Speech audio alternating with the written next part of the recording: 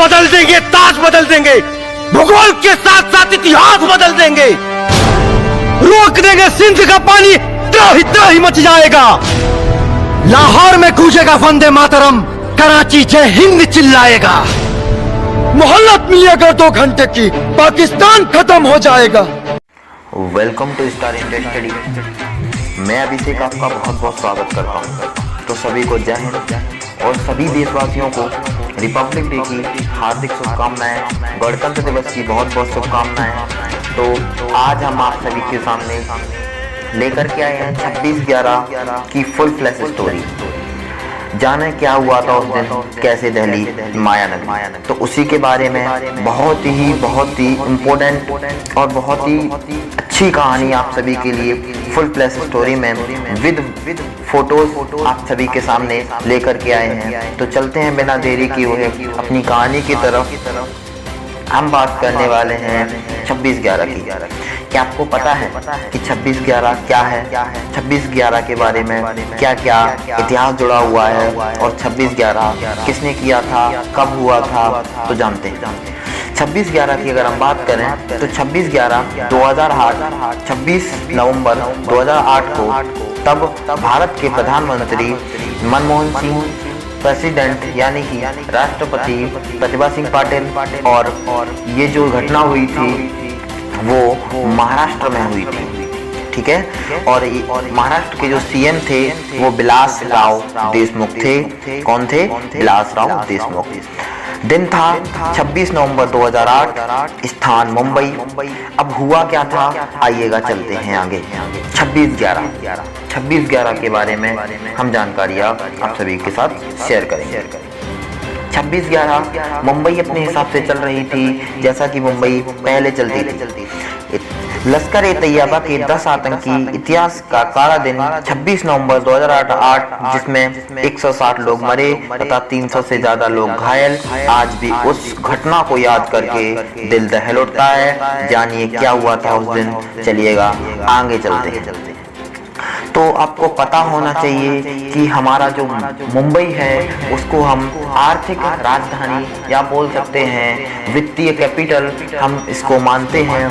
तो मुंबई, अब बात करते हैं कि घटना के एक दिन पहले क्या क्या हुआ था उसकी जानकारी लेते हैं। मुंबई 25 नवंबर 2008 को पहले की तरह ही चल रही थी। आगे बात करते हैं। मुंबई के खिलाफ खौफनाक साजिश, मुंबई टर्मिनस में हुआ कत्लेआम, हमले में शहीद हुए थे 11 जवान। अब क्या मौत का तांडव हुआ था मुंबई में, आइएगा बात करते हैं। मुंबई आतंकी हमले को 12 साल बीत गए हैं, लेकिन हमारा देश आज तक उस खौफनाक हमले को नहीं भूल पाया है। पूरा देश उस आतंकी हमले की वजह से सहम गया था। उस दिन मुंबई शहर में हर तरफ दहशत और मौत दिखाई दे रही थी। मौत ही मौत नजर आ रही थी। ये नहीं समझ आ रहा था कि घर में रहना है या फिर बाहर रहना है।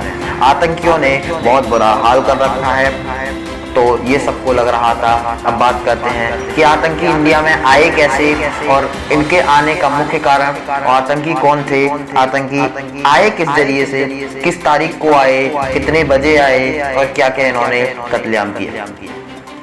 तो मुंबई अटैक 26/11/2008 पूरी कहानी क्या हुआ, अब कहानी की तरफ चलते हैं।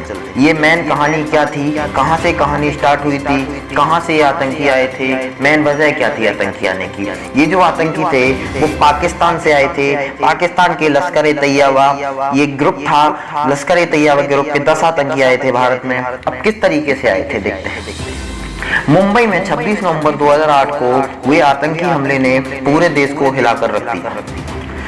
लश्कर-ए-तैयबा के 10 आतंकियों ने इसको अंजाम दिया। उन्होंने देश की आर्थिक राजधानी कई स्थानों को निशाना बनाया। इस हमले में 166 लोग बेगुनाह मारे गए। उस आतंकी हमले को 11 साल नहीं, अभी तो बीत गए हैं लगभग, ठीक है। आगे बात करते हैं। अब वो आए कैसे। सबसे पहले अगर हम बात करें 25 नवंबर 2008 25 नवंबर 2008 शाम का टाइम था। कराची से नाव के रास्ते मुंबई में घुसे आतंकवादी। भैया मुंबई में आतंकवादी घुस चुके हैं। 25 नवंबर की रात है, 25 नवंबर का शाम है ये बोल सकते हैं हम, और वो नाव में बैठ चुके हैं। अब आगे बात करते हैं कि आगे क्या हादसा होता है। उन जो कराची से नाव के रास्ते जब घुसे थे मुंबई में, तो आगे क्या होता है वाकिफ आइएगा जानते हैं कहानी। मुंबई हमलों की छानबीन से जो कुछ सामने आया है वह बताता है कि 10 हमलावर कराची से नाव के रास्ते मुंबई में घुसे। जब मुंबई में वो आतंकी घुसे हैं तो इस नाव पर 4 भारतीय भी सवार थे। आतंकियों के साथ 4 भारतीय भी सवार थे। अब बताइए क्या क्या होता है, जिन्हें किनारे तक पहुंचते पहुंचते खत्म कर दिया गया, भैया मार दिया गया, कत्ल कर दिया गया उनका। रात के तकरीबन 8 बजे थे तब ये हमलावर कोलाबा के पास फक परेड के मंडी बाजार पर उतरे। मुंबई में ये आ चुके हैं, फक परेड मछली के बाजार में उतर चुके हैं। वहां से वे 4 ग्रुपों में बट गए और टैक्सी लेकर अपनी अपनी मंजिलों का रुख किया। मतलब टैक्सी से ये लोग गए। अब आपको टैक्सी दिखाते हैं, क्या थी टैक्सी, बहुत बढ़िया फोटो है, आप लोग देख लीजिए एक बार। ये थी भाई टैक्सी। इस टैक्सी में बैठे हुए हैं आतंकी। अब देखिएगा ये टैक्सी क्या कमाल करती है, कहां तक ये टैक्सी जाती है। आगे बात ये आपके आतंकियों की फोटो लगा रखी है हमने। ये देखिएगा आतंकियों की फोटोज देख लीजिएगा। पहले मछुआरों को भी शक हुआ था। मछुआरों को क्यों शक हुआ था आइएगा बात। मुंबई में ये लोग आए थे आतंकी, तो बहुत बुरी तरीकों से इन्होंने आतंकी हमला किया था। तो उस घटना को याद करके आज भी दिल कांप उठता है। कृपया करके वीडियो को अंत तक देखें, आपको बहुत अच्छी स्टोरी आपको समझ में आएगी। अगर आप वीडियो को स्टार्ट में छोड़ करके जाते हैं तो आपको कुछ भी समझ में नहीं आएगा। कहते हैं कि इन लोगों को आपाधापी को देखकर कुछ मछुआरों को शक भी हुआ। आपाधापी का मतलब यहाँ पे होता है वो थोड़ा जल्दी में थे, ठीक है। तो मछुआरों को भी इन पर शक हुआ। उन्होंने पुलिस को जानकारी भी दी, लेकिन इलाके की पुलिस ने इस पर कोई खास तवज्जो नहीं दी और ना ही बड़े अधिकारियों या खुफिया बलों को जानकारी दी। मेन वजह ये रही कि अगर पुलिस यहीं पर इन पर कोई एक्शन ले लेती, कोई अच्छा एक्शन ले लेती, तो आज ये इतना बड़ा मुंबई धमाका ना हुआ था। ताज होटल भी धमाका हुआ था, इसी में बहुत बड़े बड़े धमाके हुए थे। इसमें जान और माल की बहुत ज्यादा क्षति हुई थी। कहानी में आगे चलते हैं। अगर यहाँ पर एक बात हम आपको बता दें कि अगर वो मछुआरों की बात मान लेते, पुलिस बल नॉर्मल पुलिस मान लेती, तो इतनी बड़ी घटना ना होती। तो मुंबई के खिलाफ खौफनाक साजिश क्या हुई थी? खौफनाक साजिश 26 नवंबर 2008 की शाम मुंबई अपने शबाब पर थी। मुंबई में अपनी शबाब पर थी। हर शाम की तरह ये शाम भी गुलजार होने जा रही थी कि अचानक शहर के एक हिस्से में गोलियां चलने लगी। आतंकियों ने कहर बरपाना शुरू कर दिया था, जिसकी शुरुआत लियोपोल्ड कैफे और छत्रपति शिवाजी टर्मिनस CST से पहले हुई थी। CST पर इन्होंने धुआंधार फायरिंग कर दी, गोले भी दागे। पहले तो किसी को ये अंदाजा भी नहीं था कि हमला इतना बड़ा हो सकता है, लेकिन धीरे धीरे मुंबई के और इलाकों से धमाकों की गोलीबारों की खबरें आने लगी। आधी रात होते होते मुंबई की फिजाओं में आतंक का असर नजर आने लगा था और मुंबई बुरी तरीके से व्याकुल थी। मुंबई में मौत के सिवाय कुछ नजर नहीं आ रहा था। मुंबई में ओनली मौत नजर आ रही थी कि मरना ही है, अब जिंदा करने वाला कोई इस विश्व में हमको पैदा नहीं हुआ है। तो ये थी मुंबई की कहानी। और आगे बात करते हैं कि स्टार्टिंग कैसे की यहाँ पर आतंकवादियों ने। तो आतंकवादियों की आगे कहानी देखते हैं। ये देखिएगा, ये विस्फोट हुआ था, ये देखिएगा दाग लगे हुए हैं। यहाँ पर बहुत मुंबई टर्मिनल में हुआ था कत्लेआम। मुंबई टर्मिनल जो भारत का सबसे व्यस्त रेलवे स्टेशन है, वहाँ पर बहुत बड़ा धमाका हुआ था। यहाँ देखिएगा ये डले हुए हैं। आतंक का तांडव मुंबई के सबसे व्यस्ततम railway station Chhatrapati Shivaji terminus पर हुआ। यहाँ मौजूद किसी यात्री को किसी बात का अंदाजा नहीं था कि रेलवे स्टेशन पर आतंक का खूनी खेल होने वाला है। कोई बंबई से घर आ रहा था, तो कोई बंबई से बाहर जा रहा था, कोई बेंगलोर आ रहा था, कोई दिल्ली जा रहा था। लेकिन वो अपने घर नहीं आया। उसमें बहुत सारे हमारे फौजी भाई भी थे, उन फौजी भाइयों को सलाम, स्टार इंडिया स्टडी उनको सलाम करता है। बड़ी संख्या में यात्री मौजूद थे। 2 आतंकियों ने वहां पहुंचकर अंधाधुंध फायरिंग कर दी और हैंड ग्रेनेड भी फेंके, जिसकी वजह से 15 बेगुनाह यात्री मौत की आगोश में समा गए, जबकि कई लोग गोली लगने और भगदड़ में गिर जाने की वजह से घायल हो गए। इस हमले में अजमल, आमिर कसाब और इस्माइल खान नाम के आतंकियों ने अंजाम दिया था। इस कसाब को फांसी दी गई थी। बाद में हम पहले ही आपको बता देते हैं किसको फांसी दी गई थी, अजमल आमिर कसाब को। ये था अजमल आमिर कसाब। आगे बात करते हैं। ये देखिएगा यहाँ पर बहुत बड़ा कत्लेआम हुआ था यहाँ पर। देखते जाइए। रात के तकरीबन 9:30 बजे मुंबई के छत्रपति शिवाजी टर्मिनल पर गोलीबारी की खबर मिली। मुंबई के इस ऐतिहासिक रेलवे स्टेशन के मेन हॉल में 2 हमलावर घुसे और अंधाधुंध फायरिंग शुरू कर दी। इसमें एक मोहम्मद अजमल कसाब था, जिसे अब फांसी दी जा चुकी है। दोनों के हाथ में AK-47 राइफलें थी और 15 मिनट में ही उन्होंने 52 लोगों को मौत के घाट उतार दिया और 109 को जख्मी कर दिया। ये बहुत ही क्रूरतम घटना थी। इस पर मुंबई की आत्मा दहल उठती है। आज भी उस घटना को याद करते हैं तो दुआ करते हैं भगवान से, दुआ करते हैं अल्लाह से, दुआ करते हैं गॉड से कि जिंदगी में, लाइफ में किसी को ऐसी घटना देखनी ना पड़े। इसके लिए आतंकवादी संगठन को ही खत्म करना जरूरी है। ये देखिएगा कितना सुंदर लग रहा है। इसी को विध्वंस कर दिया था आतंकवादियों ने। ये देखिएगा मुंबई टर्मिनल्स, ठीक है। ये देखिएगा फोटोज, देखते जाइए। पहले पता नहीं थी आतंकवादियों की संख्या।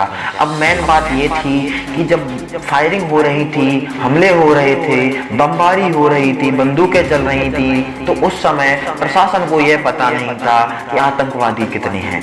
मेन बात ये थी कि आतंकवादियों की संख्या नहीं पता कर पा रहे थे कि कितने आतंकवादी हैं। इसकी मेन वजह ये थी कि इन्होंने एक जगह पर धमाका नहीं किया, बहुत से अलग अलग जगहों पर धमाका किए। तो इस वजह से बहुत ही चिंता में था भारत, और ये डर था कि कहीं वो दिल्ली तक ना आ जाएं। मुंबई को पूरी तरीके से इन्होंने अपनी चपेट में, बहुत बुरी तरीके से विस्फोट के चपेट में मुंबई आ चुकी थी। बहुत व्याकुल थी मुंबई, और मुंबई बुरी तरीके से विध्वंस हो चुकी थी।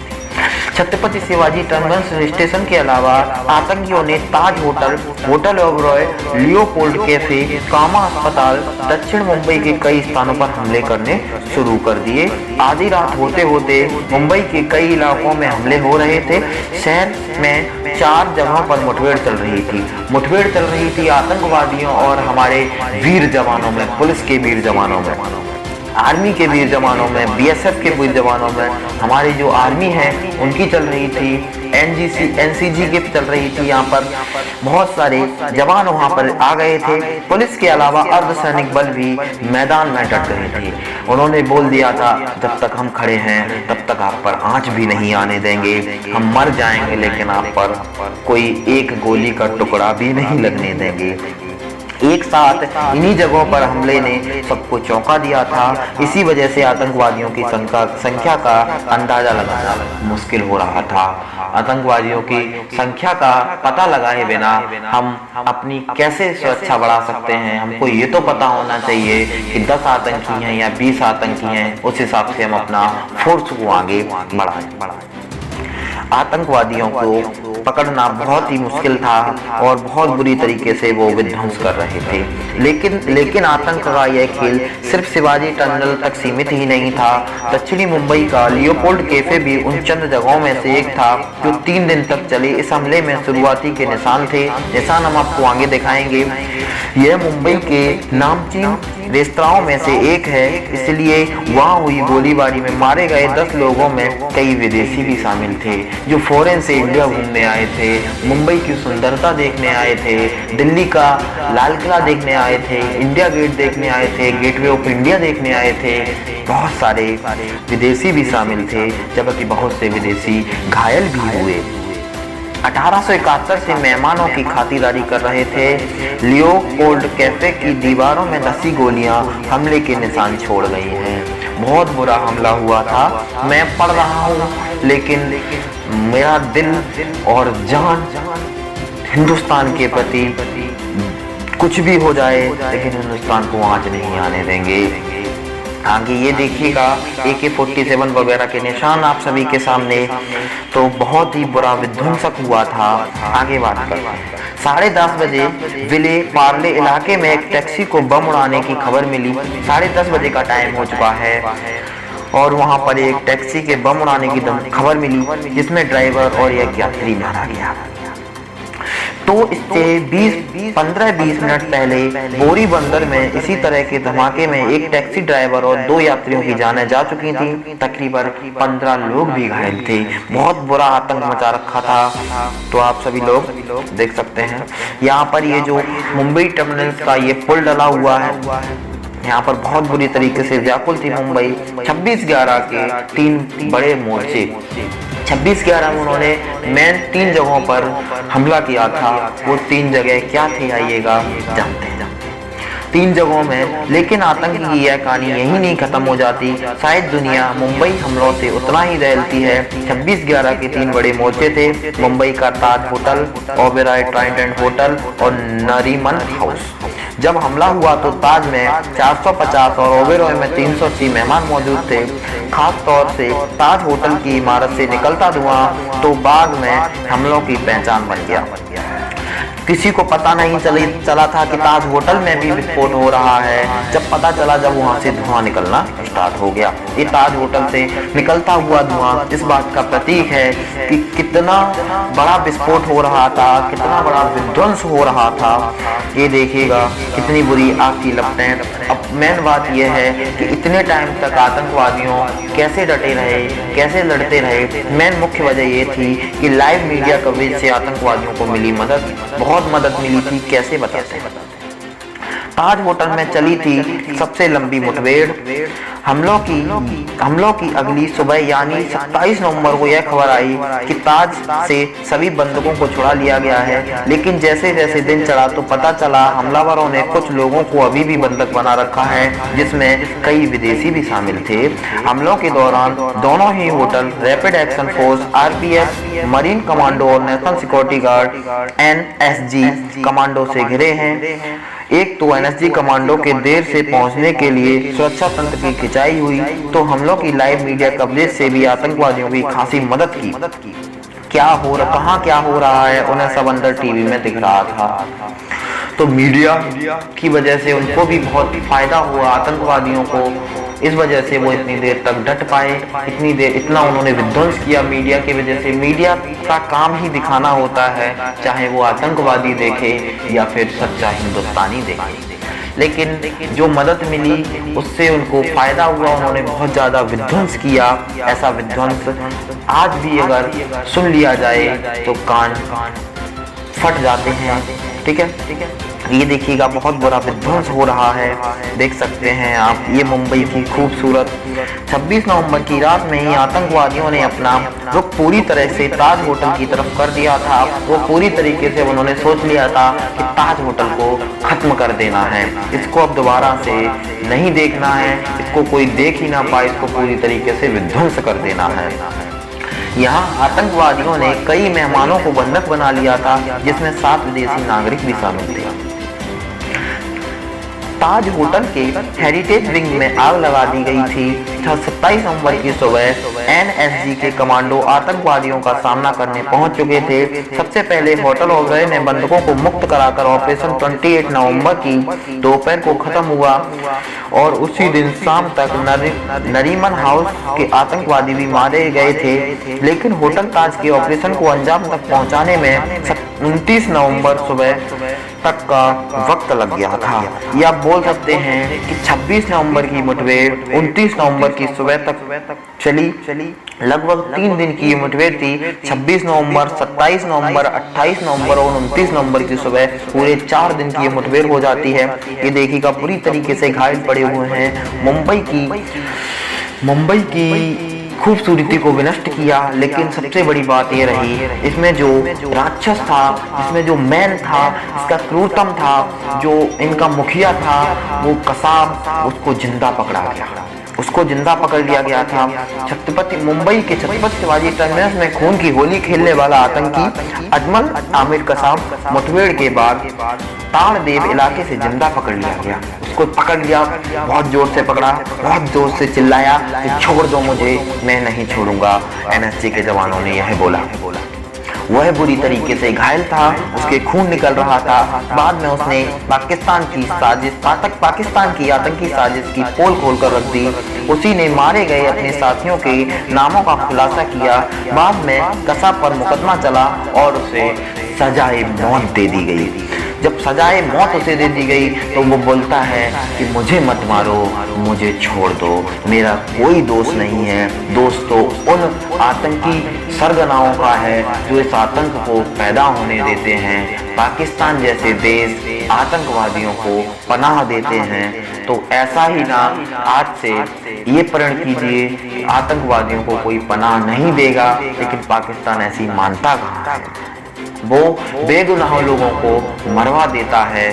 तो आगे बात करते हैं। इसको पकड़ा गया, ये देखिएगा बुरी तरीके से विध्वंस, ये बैठा हुआ है कसाब, घायल कसाब, आतंकवादी कसाब, दुष्ट कसाब, राक्षस कसाब, इसको जो बोले वो कम है। लेकिन फिलहाल ये मर चुका है, इसको फांसी दी जा चुकी है। तो ये कसाब, ज्यादा उम्र नहीं थी इसकी, 29 नवंबर की सुबह 9 हमलावरों का सफाया हो चुका था और अजमल कसाब के तौर पर एक हमलावर पुलिस की गिरफ्त में था। स्थिति पूरी तरह से नियंत्रण में आ चुकी थी, लेकिन 160 से ज्यादा लोगों की जान जा चुकी थी। तो इसी बात पर जय हिंद जय भारत वीडियो को आगे चलते हैं। इन हमलों में आतंकवादियों से लोहा लेते हुए मुंबई आतंकवाद निरोधी दस्ते ATS के प्रमुख हेमंत करकरे, एसपी अशोक कमते और एनकाउंटर स्पेशलिस्ट विजय सोलकर समेत कुल 14 पुलिसकर्मी शहीद हो गए। उन शहीद पुलिसकर्मियों को मैं अभिषेक और पूरी स्टार इंडस्ट्री टीम की तरफ से सलाम करता हूं। उन्होंने जो इतना बहादुरी दिखाई, अगर वो नहीं होते तो आज हम लोग भी नहीं होते, ना ही आज मैं ये वीडियो शूट कर रहा होता। तो बहुत अच्छे तरीके से आपने इस स्टोरी को पढ़ा, सुना। तो आप देख सकते हैं ये डले हुए हैं भैया, ये इनके गोली लगी छाती में और इनकी शहीद हो गए। ये देखिएगा 5 पुलिस ऑफिसर, ये देखिएगा इनकी मौत हो गई थी, ये शहीद हो गए थे और इनको श्रद्धांजलि दी गई। ठीक है, कसाब को फांसी भी दी गई फिर बाद में। ये देखिएगा फांसी का सीन। तो उम्मीद करता हूँ आपको 26/11 का पूरा सीन आंखों में बन गया होगा और आपने फोटोज भी देख लिए हैं। तो लास्ट में एक देशभक्ति गाना आप सभी के लिए लगाया जाएगा, ठीक है, तो आप उसको सुनिएगा। तो चलते हैं। तो थैंक यू फॉर वॉचिंग। अगर वीडियो अच्छा लगा है तो वीडियो को शेयर जरूर करें। आप लाइक करें या ना करें, अगर आप हिंदुस्तानी हैं तो लाइक कर देंगे, अगर पाकिस्तानी हैं तो लाइक क्यों करेंगे, आप अनलाइक करिए। पाकिस्तानियों से मैं खुल के बोलता हूँ, आप वीडियो को अनलाइक करिए, कमेंट में जो लिखना है लिखिए, लेकिन हमारे हिंदुस्तानी भाई उन कमेंट का बहुत अच्छे से जवाब देंगे। तो उम्मीद करता हूँ आपको ये वीडियो बहुत पसंद आई है। 26/11 का पूरा ब्यौरा आप सभी के सामने मैंने रखा। अगर कोई भी गलती हुई है तो उसको क्षमा करिएगा। तो चलते हैं, bye bye, take care, hope you like it. Star India study, एक उड़ान आसमान की ओर। और आप सभी लोगों को एक बार फिर से गणतंत्र दिवस की हार्दिक शुभकामनाएं। सभी लोगों को, पूरे देशवासियों को गणतंत्र दिवस की हार्दिक शुभकामनाएं। चलते हैं, bye bye, take care, hope you like it. Star India study, एक उड़ान आसमान की ओर।